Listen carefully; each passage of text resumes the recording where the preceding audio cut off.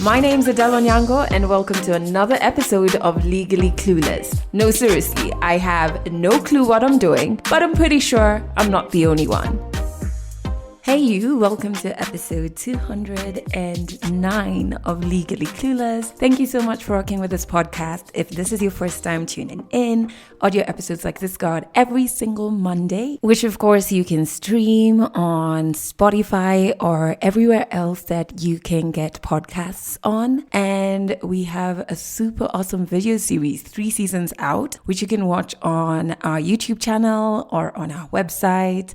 And we also have our tour series, so watch us weave through different cities, gathering amazing African stories. All of these are on our website and YouTube, and the links to all of those are in the show notes. Make sure you join our cozy corner of the internet on Instagram. We're at Legally Clueless Africa. There's also a link to that in the show notes. If you are an OG member of the family, I've got so much love for you. Thank you for rocking with this podcast. So I'm super excited about this episode, like I always am, especially when the story featured is by somebody who listens to the podcast or somebody who reached out and wanted to share their podcast. So that's exactly what happened with Captain Washira, whose story is coming up a little later. Listen to this. I black out somewhere during the day. Frank calls me and he's like, dude, we need to talk. I didn't pick up my phone to get back to him about it. So my girlfriend calls me in the evening. I'm at work. She's like, you and I have a very serious conversation to talk about. I don't want this. So in the morning I get home and then she's like, so who have you been talking to? Why have you been talking to them? Frank took Beth's phone, took screenshots and sent them to my girlfriend. Then he called her and he asked her, are you not giving your man enough? Are you not giving him enough that he's coming for our girl? That is coming up a little later in this episode. But before we get there, here is the song of the week. So I'm really excited about this song because it takes me way back to my first ever radio job. I was working at this station called 1FM and we only played African music. And this song, because I was working there around the time like Ice Prince and a lot of Nigerian artists were popping. Ice Prince was like the equivalent of Burna Boy today. And I really loved this particular song by him. Like I even went and researched. I found out Aboki means friend, I believe, if I'm wrong. Please just forgive me and correct me gracefully. I really love the song Aboki by Ice Prince and it popped up on my headphones the other day and I was just like, oh my goodness, this has transported me to 2011. Actually 2010. Oh my goodness, yeah. Anyway, I hope you enjoy the song. I have put a link to it in the show notes. So I'm back from Seattle. It was so good to me. It is so beautiful. I loved it there more than New York. Like, truth be told, it's a lot more slow-paced, which is my kind of rhythm. More smiling faces. People are not just rushing to wherever they're rushing to. And it's really beautiful. Like, just so freaking beautiful. As much as I went there during winter, although from people's reactions, it's like it's winter all through. It was really cold, like 0 degrees cold. And at first, I was very concerned about going to a place that cold because I love the sun. I like small clothes. But I really did enjoy it. It wasn't bad, actually, because layering is cool and is also quite fashionable because I enjoy putting clothes and looks together. So I enjoyed it. However, Seattle does have a serious homelessness or unhoused issue. Someone who lives there told me it was an issue before, but then they were severely hit by the pandemic and everything that was a problem before just kind of escalated. I remember taking a walk and seeing so many homeless people, and that day was probably one of the coldest days of my trip there. I wasn't there for long, but it was one of the coldest days. And yeah, I just my heart breaking that people in 0 degrees homeless outside, and I didn't really like that. That was really heartbreaking. And then you're just like helpless, this is not your country. Yeah, so that's one thing that made me feel a bit sad. But the hotel I was staying in was right near the oldest Thai restaurant in Seattle. And remember last year I was in Thailand and I fell in love with the food. I ate so much chicken. And once I discovered that restaurant was close by, like the first night I arrived, literally it was raining and I walked in the rain with no umbrella to that Thai restaurant and I had the best orange chicken I've ever had in my life. It was worth it. Oh, I'm so hungry thinking about it.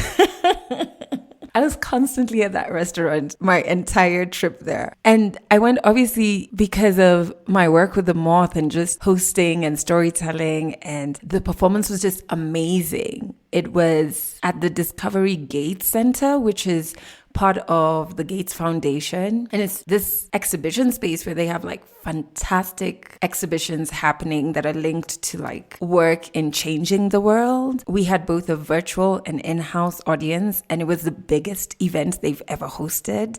It was sold out. And it was just so great, man. I really think storytelling is one of the ways my purpose exists. And I'm pretty privileged to not only do it in my home country, but to be able to travel the world doing this. I really like it. I really do. I had like a bit of an emotional moment in Seattle where I was just like, is this really my life? Like, this is wonderful. This is such a gentle, charming life I'm intentionally crafting for myself. And so that made me feel really good. Okay, let's jump into 100 African stories. So how did I even link up with Captain Washira, who's our storyteller? Yes, he commented on one of my IG posts. I think it was a post about anxiety or something to do with mental wellness. He shared that he was living with a mental condition, and then we took it to DMs because I was like, would you want to be on my podcast? And he was like, sure, no probs. The story is so powerful. We ended up recording it for an hour and a half, which is why it has to be in part 1 and part 2. I'm sorry for the many part 1s and part 2s, but the stories I've been recording of late have been really long. And there's no bits that I want to leave out. So part 1 and 2 it is. But yeah, I think it's such a powerful story. I've been waiting to share it with you. So here is part 1 of A Man, ADHD, and His Dog. 100 African stories on Legally Clueless. Stories from Africa. So my name is Captain Washira. I'm from Nairobi, Kenya. I don't know if you've ever used one of those old lanterns where the less paraffin you've got in it gets dimmer and dimmer and dimmer, and then just my life at that point was dim, kind of. So I was in uni during the day, and then I was working night shift, and I work for the government. So you can't not be at work, and in this life you can't not be at school. So I come out from school. This is the beginning of the night shift life. So I came out from school and went to work, and I told my boss, look, I need to balance something. I need to finish school and I need to work because I'm paying my own school fees. And he was like, so what do you want to do? I'll work night shift. He said, okay, start with this night. So I tried that. And 3 months down the line, that's a semester after, I felt good, but then I felt tired. So I started doing coffee. Then I went from coffee brands from like every single coffee brand there is until Ethiopian coffee. That's Buna. And if you know how strong Ethiopian coffee is, it's pretty strong. So imagine having a jug of that at night just to stay awake at work. And you can't sleep because this is work it's a 24-hour office. So in the morning, I take a matatu back home and then take a boda to school. So the ride to school is just blackout. I don't remember anything. I just remember getting to school. You have class, you have to listen to your lecturer, you have to take notes, you have to do assignments, you have to do exams. And then I started noticing that everything just started like mashing up into one. So that was when I was going to 3 years of night shift, and it became weird because we live in one compound, and like most families in Africa or most traditions in Africa, you'll have the son staying in a different house from like the age of 13, 14, right after initiation. And that's what we have at home. So everybody stays in their own little house.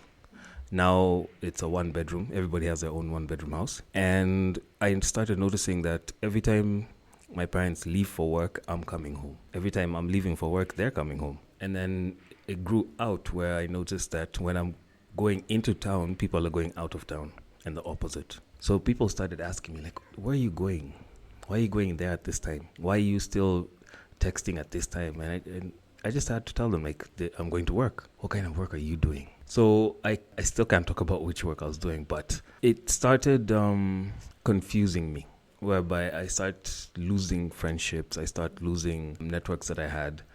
In most places, yes, we call ourselves a 24-hour economy, but you don't have certain things at night. So your routine starts changing. That's what you eat. Your diet starts changing. The people you hang out with and the people who hang out with you, because you don't only, a friendship is not only a one-way thing. It's a two-way thing. So you can hang out with them, but are they really there for you? So that's what started now trickling down to a dimness. And then my quality of work started going down. Arguments started going up. Coffee stopped working. So I decided, hey, why not look into something stronger? No drugs or anything, like Xanax or stuff, but I started chilling with guys who were chewing Mira. In Ethiopia, they call it kat. Some brands in Kenya, they call it kat. But then I started chewing after school until the time that I was needed at work. And you can't chew in the office because that would be crazy. So weirdly, Corona hit.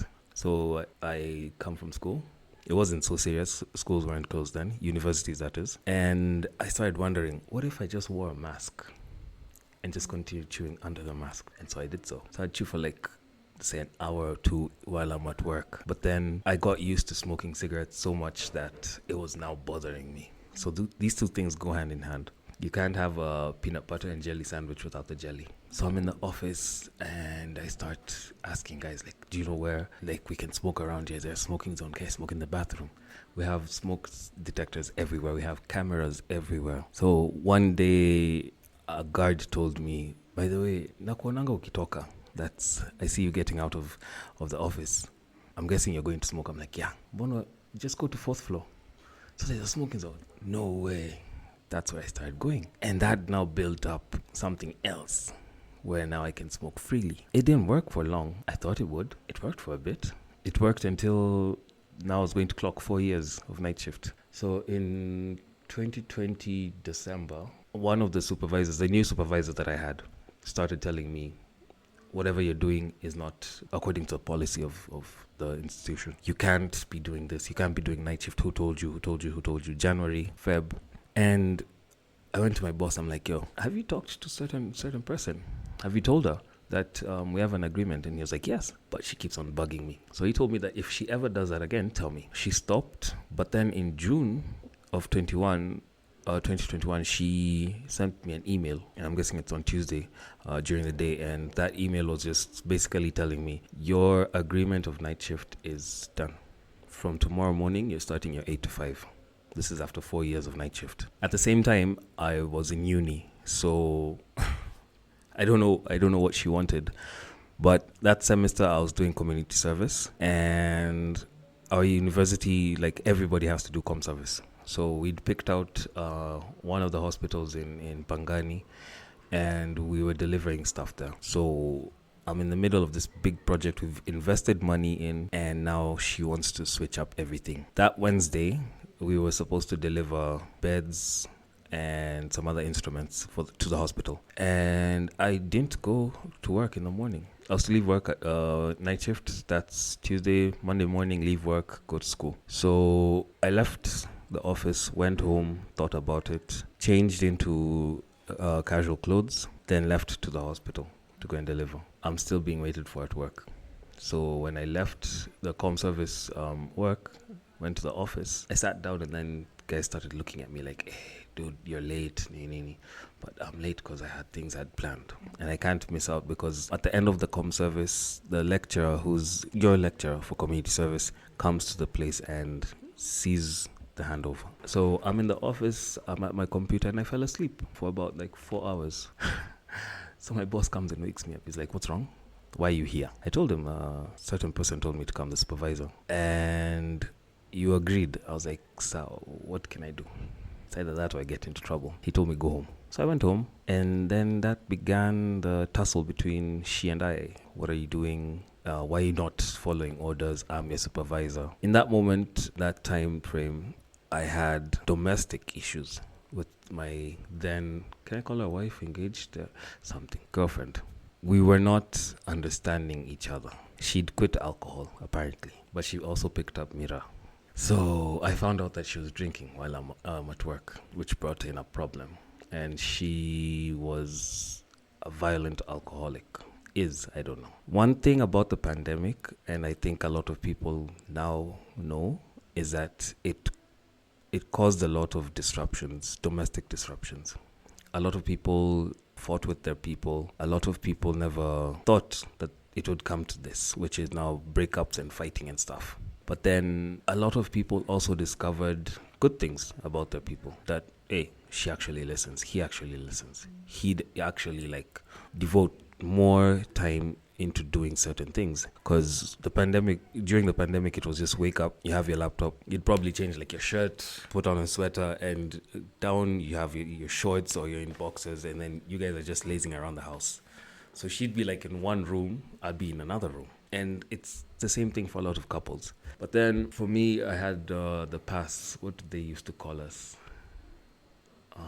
There's a word, special people with the letters. Yeah, so essential workers. Yeah.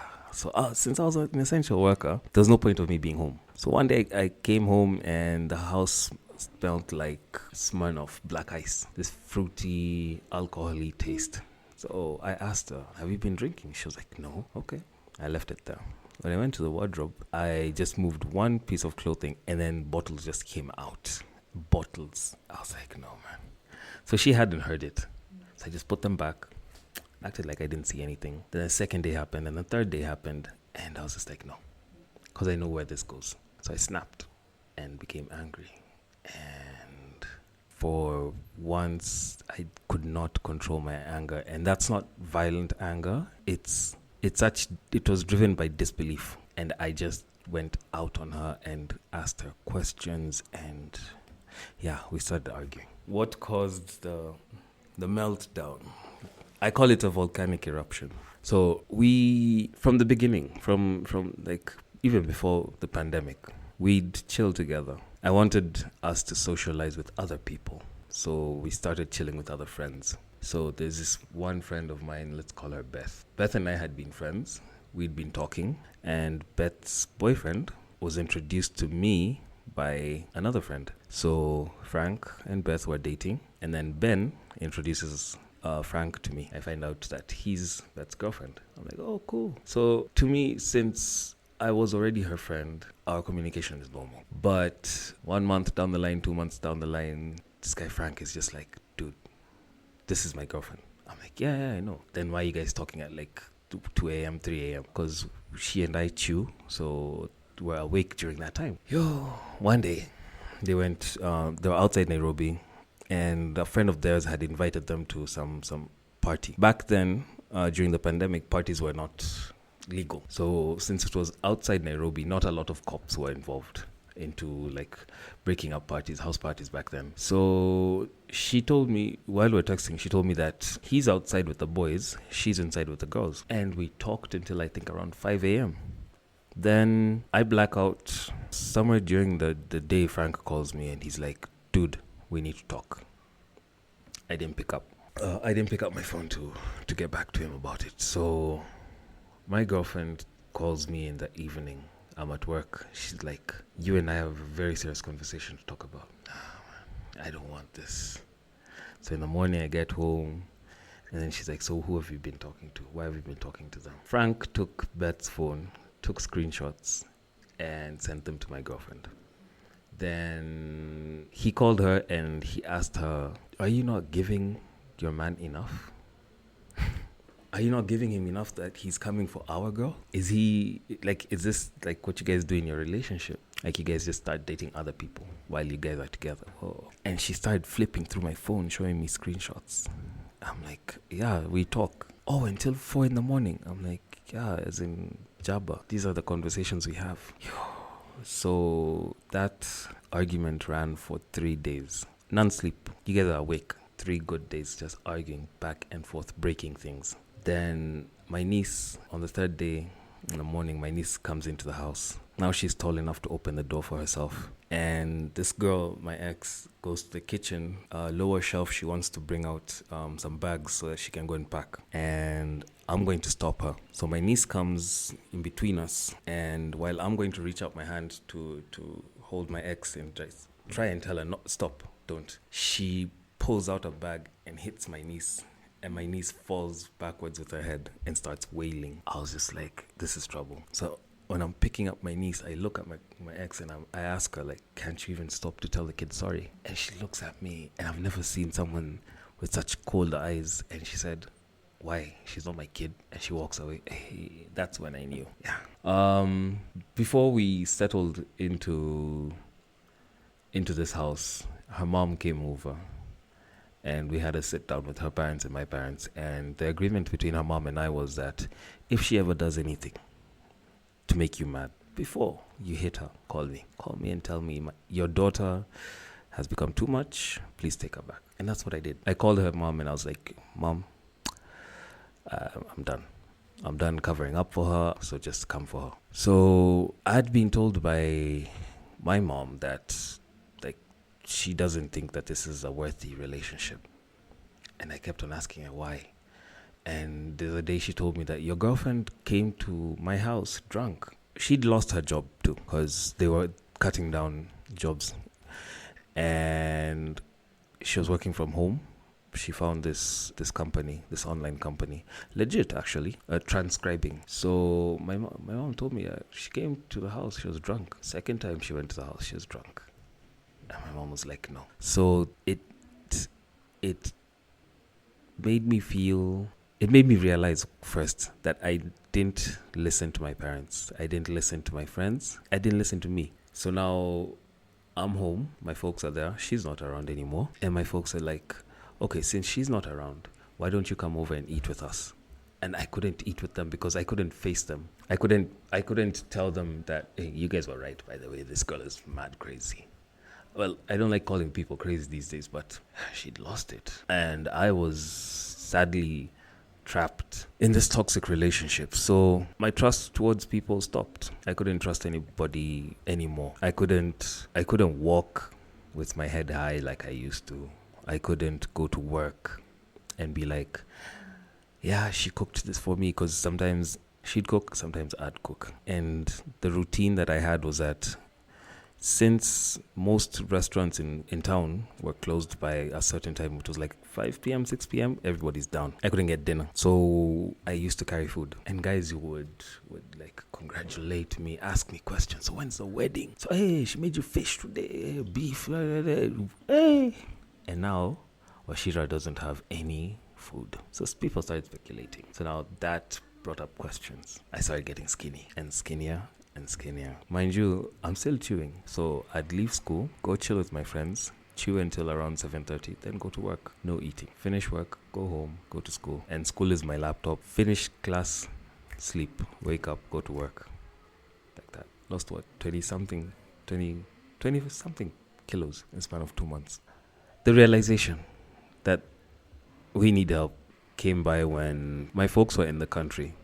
They don't live here. He'd gotten a posting, my dad, out of the country. So while I was still trying to find myself, find my routine, get back onto my feet, my dad kept on pressuring me and asking me questions like, hey, what's wrong? Why are you sleeping during the day? Why can't we talk like we usually used to talk? And this is because I am either somewhere stuffing my face with mirror so that I can go to work, or I'm coming from work and I just need to black out. So the first real incident that kind of shocked me and shocked him and shocked my sister was when they were outside the compound, the house, and they were having tea in the evening. It's around 4 p.m. So he called me. I was on my way home. He calls me and he's like, we need to talk. So I get home. I find him with my sister, and then there's an extra chair. So I sat down to talk. While we're talking, it's daytime. The sun is out. I just black out. And then I just felt someone shaking me. So I woke up startled, and he was like, have you seriously just fallen asleep while I'm talking to you? This is an African dad, remember? Yeah?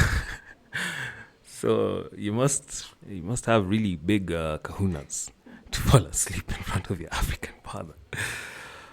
I'm like, no, I wasn't asleep, but we saw you. So yeah, and that's when I realized, okay, fine, something is not right. Then he tells me in November, let's go up country, try and reset, find yourself, try and figure out what's wrong. So we went. Nothing changed. Adele, nothing changed. When he was out doing his errands, running his errands, and I'm home with mom, I'm a photographer. So I'd give my mom an excuse. I'd be like, I'm going to take photos of this and this. I'm just going to take photos, just something. And I'd go for hours on end. That time I've gone, I bought mirror. I discovered something about addiction. Let me pause there.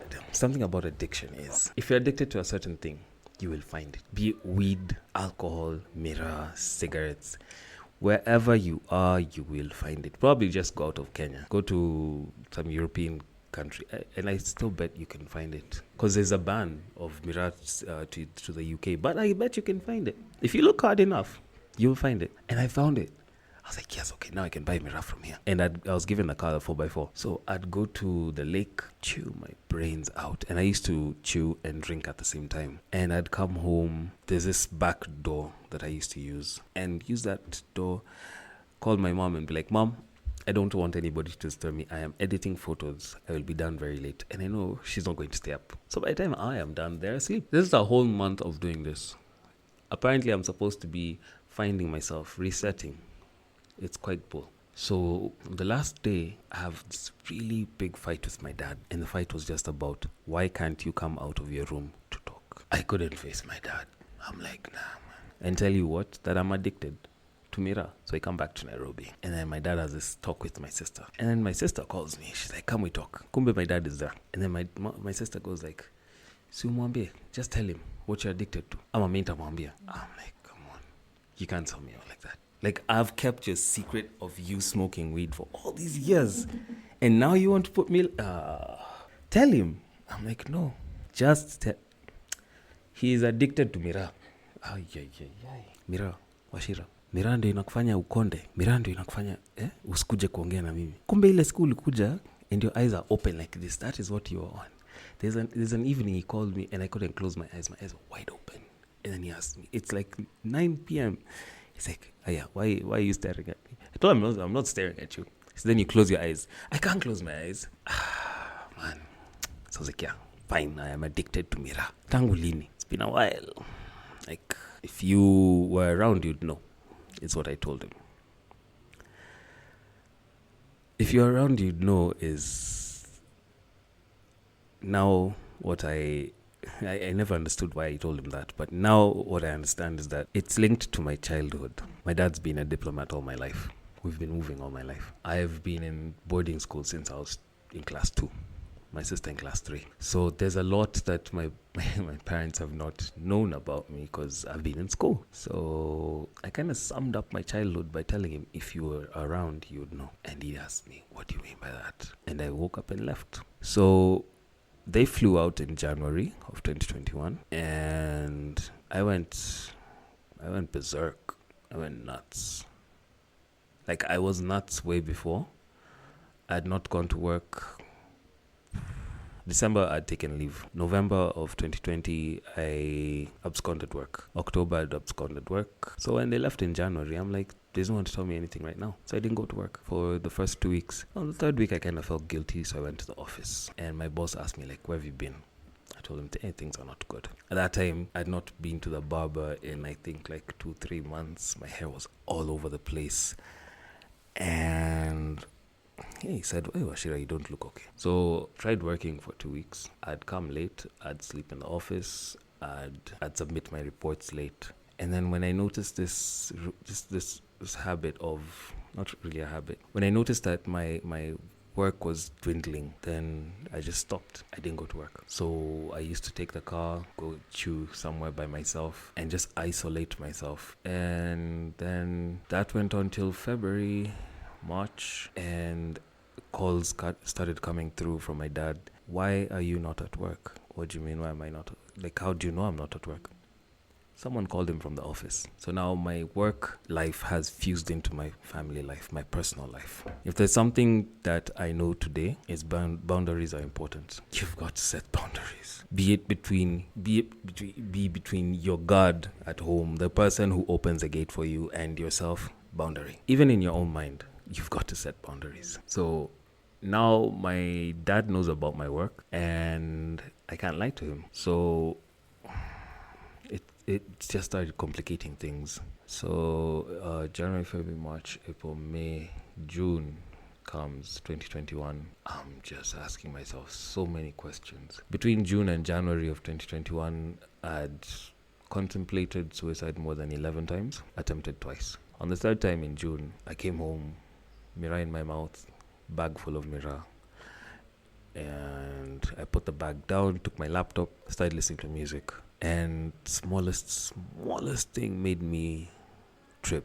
My headphones, they kind of like yours. They looked kind of like yours, but they were red. I went to get my headphones because I didn't like disturbing my niece. She was quite young at the time. So I went to the bedroom to get my headphones and my headphones were broken. And I have never snapped so easily. I just threw them onto the floor, went to my laptop, opened Word, then I just typed in "Dear Mom, comma, space, enter, let's start this letter." With anxiety comes a lot of troubles. With depression comes a lot. I didn't know that you can get sick physically when you're depressed. I didn't know you can get sick when you have anxiety. And I used to get sick during the year of 2019, 2020, 2021. My back used to hurt, my shoulder blade. I have this scar, this one, from an accident back in 2011 that makes my left side numb. And I had a lot of medication. I had painkillers, antibiotics, antihistamines, syrups, name it, I've got it. So I went to the medicine cabinet, took everything I had, and just started popping it out on the kitchen counter. Pop everything, put it into one, call it Githeri. Now, I looked at them, then I went back to my laptop and started writing the first paragraph, explaining why I am doing what I'm going to do. Or rather, I've done what I'm going to do. And while I'm about to conclude the first paragraph of my Dear Mom letter, I heard my niece cry. And then I paused. I picked up a cigarette, I lit it, and she cried and cried. And I put it off. Control A, backspace. Went to the kitchen counter, took my dustbin, and just put everything, all the meds into one, put them in the dustbin, poured them in the toilet, and flushed it. I was like, no, we can't. Like, what is this kid going to think? One day, as in, I'm a visual person, so I could imagine, like, she's 13, and she asks her uncle, my small brother, so who's this guy in this photo? And he says, that was your uncle. What happened to him? He killed himself. Why? We don't know. So yeah, June kind of became the month where I had so many deliberations with my mind. Talked to myself, asked myself, do I want this? Why is this working like this? I just trying to figure out, like, where did we kind of lose grip of everything? And then in the beginning of July, my dad had started telling me that there's this doctor who helped him back in the day.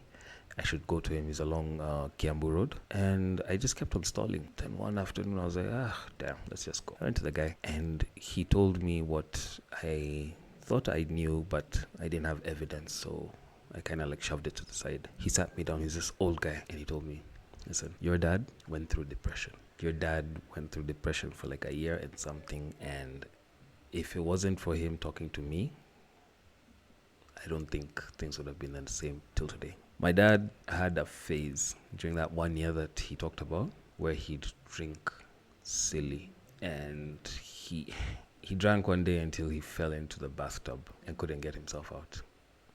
And that's after an accident he'd had, fractured his collarbone, hand, leg, injured his spine.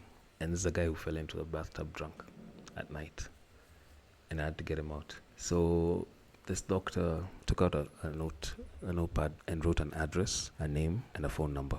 And he told me, be there by 9 a.m. Fine. He gave it to me. And then he stapled it. He folded the paper in half and stapled it. And he said, when you get there, give it to that doctor. He's the one who's going to open the staple. Oh, man. This guy is so smart. I've never seen colored staples before. So where the hell am I going to buy colored staples from?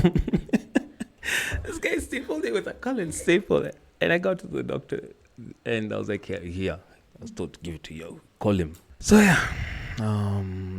That's Chiroma Hospital. I asked my brother to drive me there, and he took me. But the night before, I drank and I chewed and I drank and I chewed until the sun came up. I was like, okay, fine. This is the last time we're doing this. I went hard. So my bro took me. I'm hungover.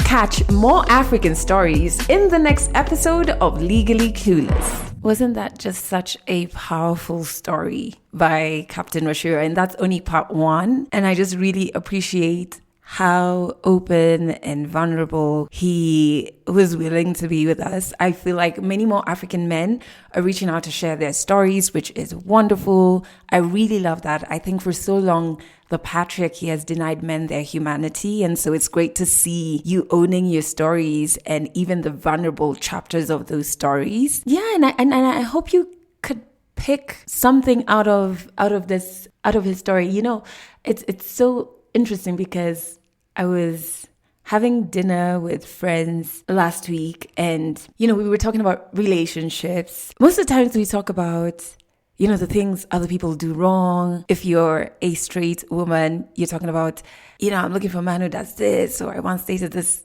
toxic man or whatever. And I was like, you know what's interesting? Through therapy, I've also learned how selfish I've been in relationships. And one of the things was that when we talk about patriarchy, we didn't grow up in a vacuum. As much as like we are awakened and we know what needs to change. But for years, we've been conditioned into this system that undermines women, but also in its own way undermines men as well. And so you have to be very intentional in unlearning the unattainable, negative expectations that are set for men. And I learned that for a bit, I wasn't intentionally unlearning, which meant I was very selfish in some relationships and not really consciously, emotionally supportive of my partner. And so, you know, now it's never too late to unlearn, by the way. Now I'm just like, oh my goodness. And yeah, just always remember you grew up in a system that upheld certain things. You didn't grow up in a vacuum. So you have to intentionally check yourself and intentionally unlearn. I don't know if that makes sense. I hope it does. Anyway, next week, Captain will share his experience in a mental health institution. And he shares so many learning points in next week's episode. I really can't wait for you to hear it. However, if you want to share your story as well, all you have to do is fill out the storyteller form. A link to it is in the show notes. And we will get back to you. It doesn't matter where in the world you are. If you're African, we want to hear your story. So get to filling and catch this podcast playing on Trace FM here in Nairobi. Just head over to traceradio.co.ke. We're there on Mondays and Wednesdays at 1 p.m. and 11 p.m. Fridays at 1 p.m. If you prefer to stream your podcast, no prob. Catch this podcast on Spotify and everywhere else you can catch podcasts on. I'm gonna head out and start a writing session for a poetry collection I'm working on. So I'm super excited about that. But as usual, I'm sending you tons of grace, peace, love, and just hugs. I feel like there's a lot of like hard things we're experiencing in life. And so I just want the space to be like your one gentle corner. You know what I mean? So yeah, grace, love, peace, and like a big bear hug from me. That's it for this episode of Legally Clueless. You can share this podcast with your friends. You can keep it for yourself. I'm not judging. Just make sure you're here next week for the next episode.